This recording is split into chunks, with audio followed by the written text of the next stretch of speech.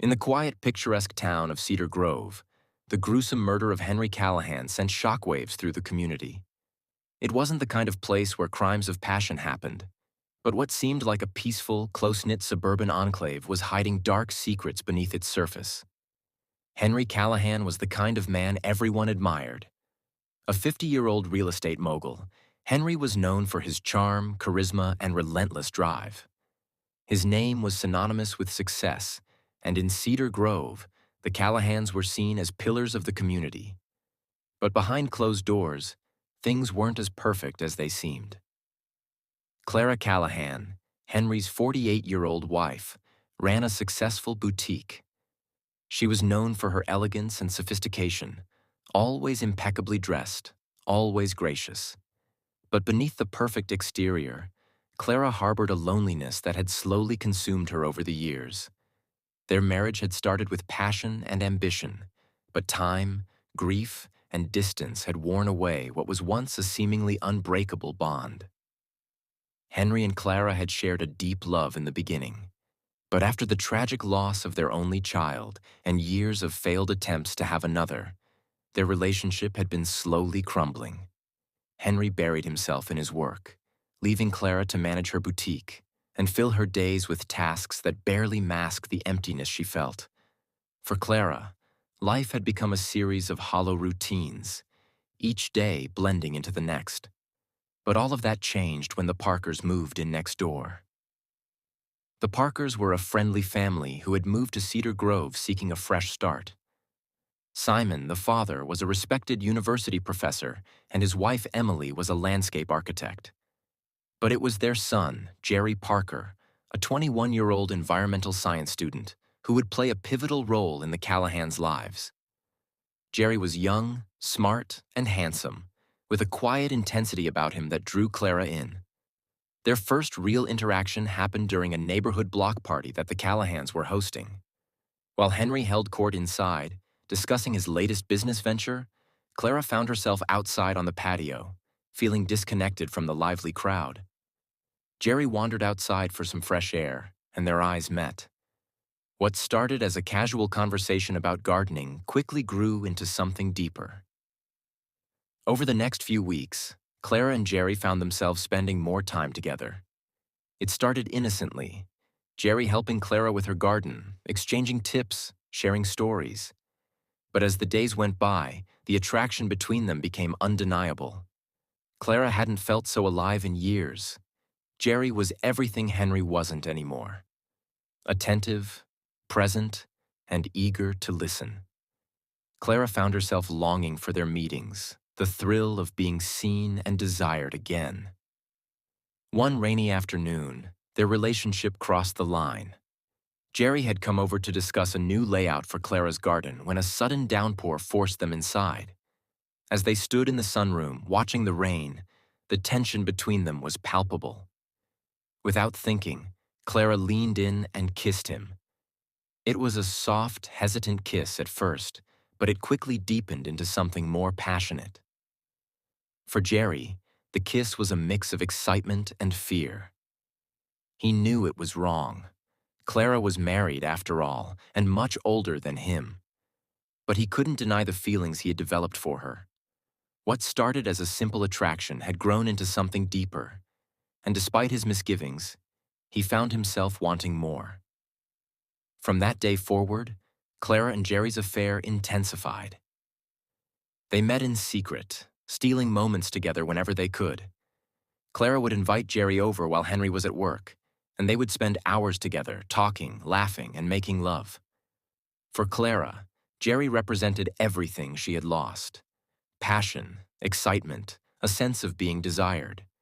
For Jerry, Clara was the epitome of sophistication and allure, a forbidden fruit he couldn't resist. But as the affair grew, so did the weight of their deception. Clara knew that what she was doing was wrong, but she couldn't stop herself. The guilt gnawed at her, especially when she saw Henry. He was oblivious to what was happening right under his nose, and for all his faults, Henry had always been a good man. He had worked hard to provide for Clara, and though their relationship had grown cold, there were still moments when she could see glimpses of the man she had fallen in love with. One night, as Clara lay in bed next to Henry, she found herself overwhelmed by guilt. Henry had been extra attentive that day, surprising her with flowers and offering to take her out to dinner. It was the first time in months that he had made such an effort, and it broke her heart. She loved Henry, but her love for him had become more of a duty than a desire. Her mind kept drifting to Jerry, to the way he made her feel alive again. But she couldn't deny the damage she was doing to her marriage. She tried to pull away from Jerry, telling herself that it had to end, but each time they met, her resolve crumbled. And so, the affair continued, growing more intense with each passing day. Henry, meanwhile, remained oblivious to what was going on. His work had always been his focus, and while he knew that things between him and Clara weren't what they used to be, he chalked it up to the natural ebb and flow of marriage. He was too busy closing deals, attending meetings, and planning for the future to notice the distance between them. But all of that changed on the afternoon of August 10th, 2015. Henry had a crucial business meeting that day, a meeting that could secure the biggest deal of his career. He left for work early that morning, leaving Clara at home. Clara, knowing that Henry would be gone for most of the day, sent a message to Jerry asking him to come over. She told herself that this would be the last time. They would end things for good. Jerry, too, was conflicted. He had grown increasingly uncomfortable with the affair, knowing that it couldn't last. He had developed real feelings for Clara, but the reality of their situation was impossible to ignore. They were from two different worlds, and their relationship was built on lies. But when Clara invited him over that afternoon, he couldn't resist. The day dragged on for both of them. Clara tried to focus on her work at the boutique, but her mind kept drifting to Jerry. Jerry, working on a local conservation project, found it impossible to concentrate. By 1:30 p.m., Jerry made his way to the Callahan house, his heart pounding in his chest. Clara welcomed him with a nervous smile, leading him into the sunroom where they had shared their first kiss. Jerry began to speak, ready to tell her that it was over, but Clara, misinterpreting his hesitation, silenced him with a kiss. Despite their misgivings, they gave in to the moment, their need for each other overwhelming their doubts. But across town, Henry's day wasn't going as planned. The numbers for his deal weren't aligning, and he knew he faced a long night of revisions and negotiations. Frustrated, Henry made a snap decision.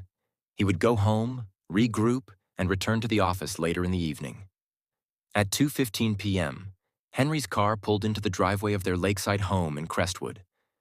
As he got out of the car, he noticed Jerry Parker's rusty truck parked a little way down the street. At first, Henry didn't think much of it. Jerry was often helping Clara with her garden. But as Henry approached the front door, something felt off. The house was quiet, too quiet. And then he heard it, muffled laughter coming from upstairs. Frowning, Henry climbed the stairs, the sound growing louder as he approached the master bedroom. What he saw when he opened the door would be forever seared into his memory. His wife, the woman he had loved for 15 years, was in their bed with Jerry Parker, the 21-year-old neighbor's son. Henry's shock quickly turned to rage. Before he could think, he lunged forward, shouting and demanding to know what they were doing. Jerry, in a panic, scrambled to get off the bed, knocking over the nightstand in the process. Clara screamed, trying to pull the sheets around herself, but Henry's fury propelled him forward. He grabbed Jerry by the collar, yanking him off the bed. Jerry struggled, gasping for breath, pleading with Henry that he could explain, but Henry was beyond reason. His fists flew, hitting Jerry again and again, his rage blinding him. In the chaos, Jerry's hand found the heavy lamp on the bedside table. Desperation driving him, he swung it wildly, the lamp connecting with Henry's head with a sickening thud. Henry staggered, his eyes wide with shock and betrayal, before collapsing to the floor. For a moment, the room fell into a haunting silence. Clara's scream pierced the quiet as she scrambled to cover herself and process what had just happened. Blood pooled rapidly around Henry's motionless form. Jerry stood frozen, staring at Henry's body in horror. His hands trembled, the weight of what he had done sinking in. "What have we done?" he whispered, his voice barely audible.